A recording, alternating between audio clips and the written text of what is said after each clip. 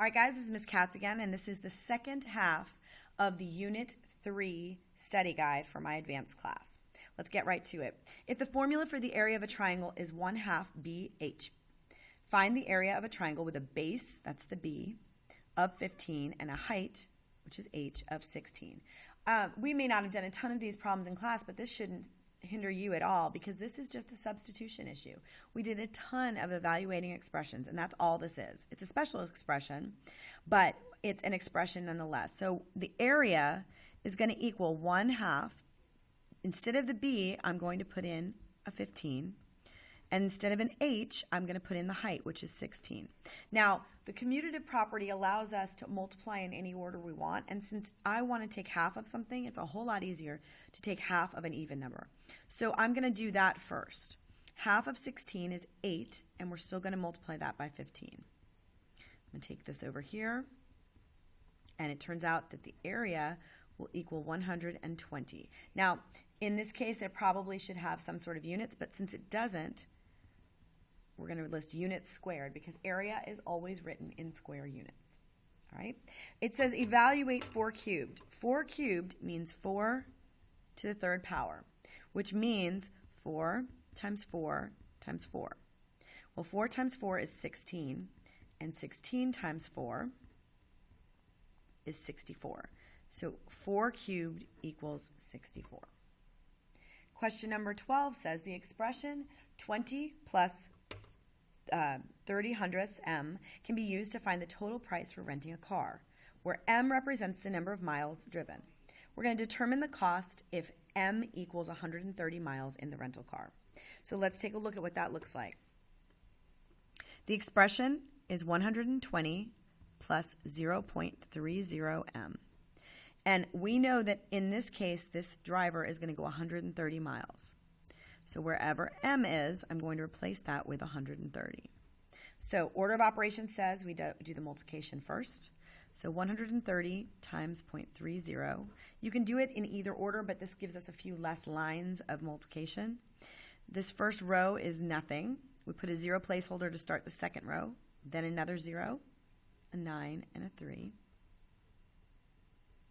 And this has 2 decimal places after the decimal, so we move it 2 places in. So this is going to be $39 plus the $120 to rent the car. So that's a grand total of $159 to rent the car.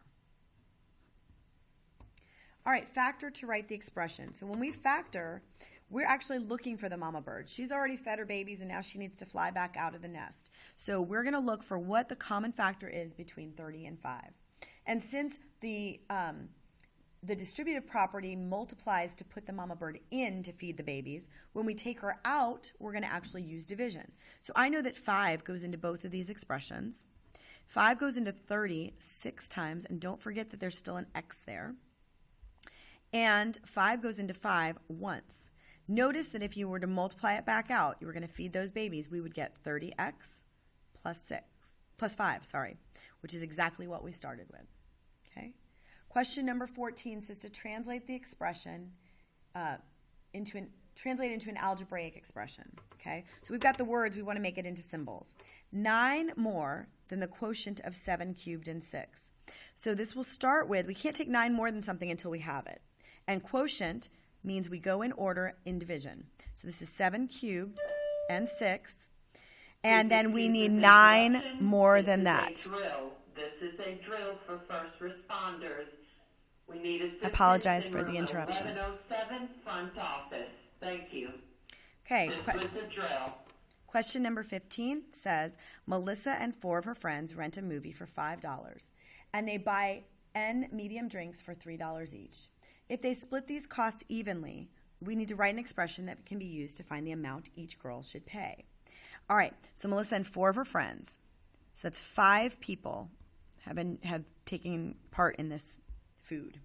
They rent a movie for $5, okay, for $5, and then they buy N number of drinks. We don't know how many drinks. Not all of them necessarily want it, for $3 a piece.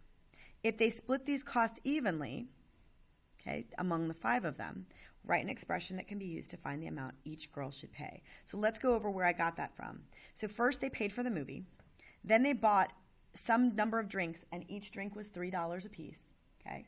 And then they divided it up equally among the 5 of them. This is the expression that will represent how much each girl will pay when it's all said and done. All right, write an example of the commutative property. Anything that looks like this. Remember, the commutative property allows us for addition and multiplication only to move the numbers around. Commute, just like you would commute to work, we're moving here. Question number 17 asks us to label the parts. Well, this is our coefficient. It's the number that's being multiplied by our variable, and n is our variable. And remember that any solid number that is not changing is what we call a constant. Okay. Question number 18 says a family of 4, 2 adults and 2 kids, are going to the pumpkin patch. Regular admission is $12 for adults and $4 for kids. How much will they pay to get in? Well, 2 adults at $12 and 2 kids at $4 will be the total that we spend. So again, $12 for each adult, there's 2 of those. $4 for each kid, there's 2 of those. This is 24 plus 8, which is 32. They will pay $32 to get in. All right, let's simplify this expression. So we're going to do 2 things here. First, we're going to apply the distributive property. The mama bird's got to feed those babies. And remember, she only feeds the babies that are in the nest. So the distributive property makes this 7n plus 21 plus 12n minus 10. Now we've got to combine any like terms that we have. So we know that 7n matches the 12n because they have the same variable to the same power. And then we're going to combine our... First responders report to the main office, room 1127. Then we're going to combine our constants. So 7n plus 12n is 19n. And then the 21 minus 10 is 11. This is the drill. First responders report to the front office, room 1127. This is a drill. I apologize for all the interruptions. Like terms are terms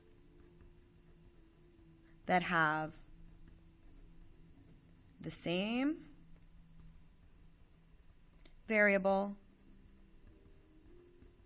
to the same power.